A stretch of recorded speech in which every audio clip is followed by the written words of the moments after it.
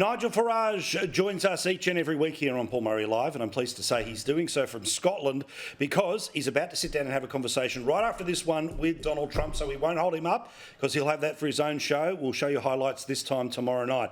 Now, great man, I've heard everything about fishing and golf and hanging out. Have you been spending time with the President, or is that all the planned post-interview? I did last night. I had a chat with him last night, and I said, wow, this place is incredible. This is Turnberry, where Open Championships have been held, where Robert the Bruce was born. It is the most beautiful stretch of coast on the west of Scotland, which, of course, is where his mother came from. And I said to him, you must miss all of this. He said, yeah, no, I really, really do.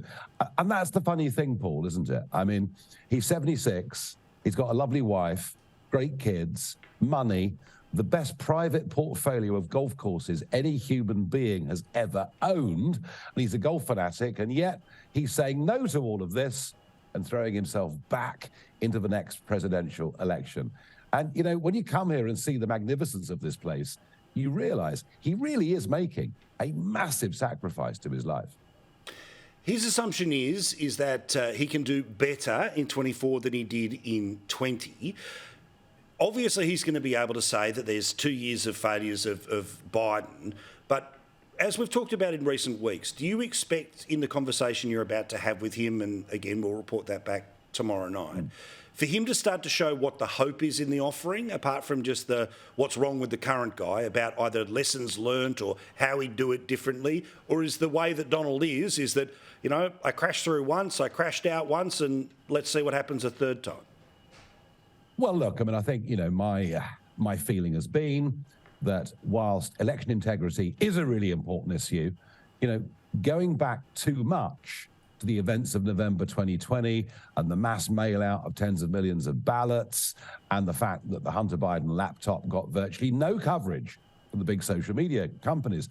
I understand that upset and that frustration, but it does seem to me there needs to be a fresh offering, a fresh hope. When he won in 2016, he was saying, look, I understand the problem. Washington is completely detached from your lives. I am on your side. I am going to be your champion, and this is what I'm going to do. And I think we need to get that happening again. So I'm going to try and tease that out this afternoon. You know, what is the big offer for November 2024? Because I don't think we've absolutely yet heard it. You've seen him, you know, ups, downs, all the rest of it. What's his swagger like? What's his swagger like in private compared to during the presidency and before in 15 and 16?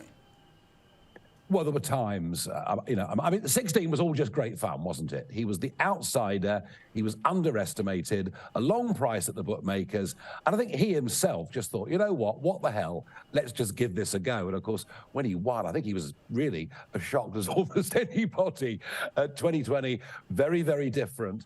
And of course, we had the Mueller inquiry. We had the endless Russia hoax, which happened on this side of the pond as well. We finished up with 2 impeachments over Ukraine.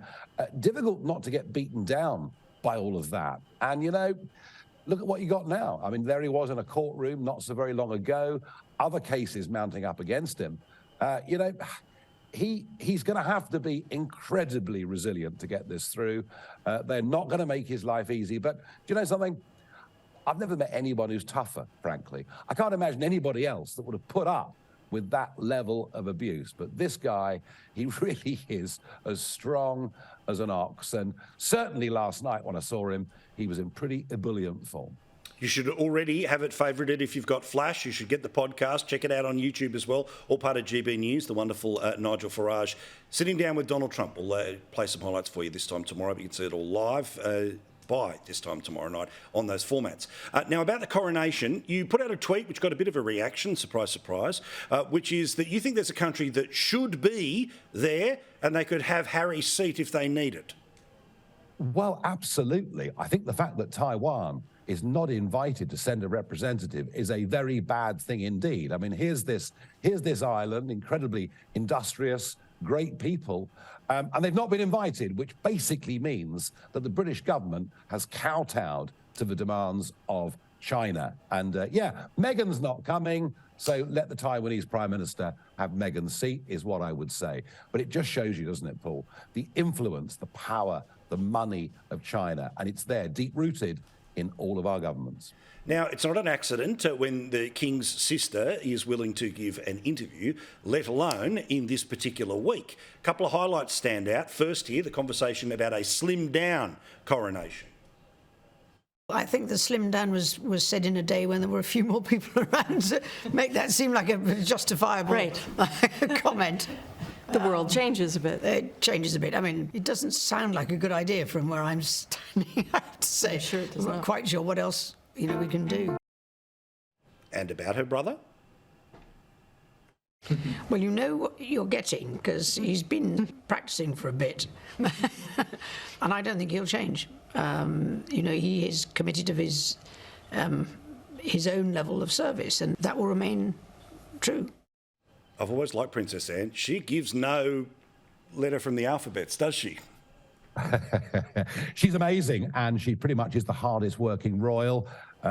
She loves going about her duties, her engagements, got her own huge passions, and remember, a very distinguished horsewoman in her own right. So no, I'm a big fan of Princess Anne, and you can see there, can't you, a little bit of tension in the family. Anne wants to keep it quite traditional. Charles clearly wants to be a bit more of a moderniser. But look, there's nothing particularly unusual about that. Of course, the monarchy has evolved and changed many times over centuries. We've just got to hope and pray that King Charles gets that balance right, because if he spends too much time appeasing those who don't like the monarchy anyway, but perhaps putting off those that are natural supporters, then that would be a mistake. Now, we know that there are plenty in the Western world who believe that Western countries are amongst the most racist. Where did the UK land on a global survey of racism? Well, despite being told that we are the most despicable country on earth, we, of course, invented slavery. Nobody else has ever done it through human history. We are uniquely evil and bad, inherently so, and all of our institutions are institutionally and systematically racist. And yet, on this poll, we come out as pretty much the least racist country in the world, which must have really upset so many of the taxpayer-funded NGOs and extreme left-wing groups. But of course, there's no surprise in this whatsoever. Just think about it.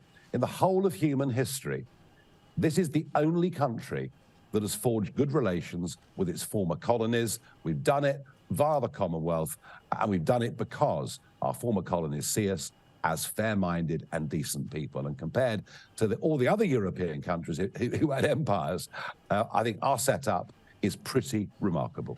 Can we reload that graphic? You can't see the return vision where you are in Scotland, but we just put up the list of the most racist countries. It was a blink and you miss it. What's the number one country? Can we put that graphic up again? Apparently Iran, Russia, Japan, China are the most racist. Well, I would have thought it would have been UK, USA, Australia. Anyway, surprise, surprise, that's the case.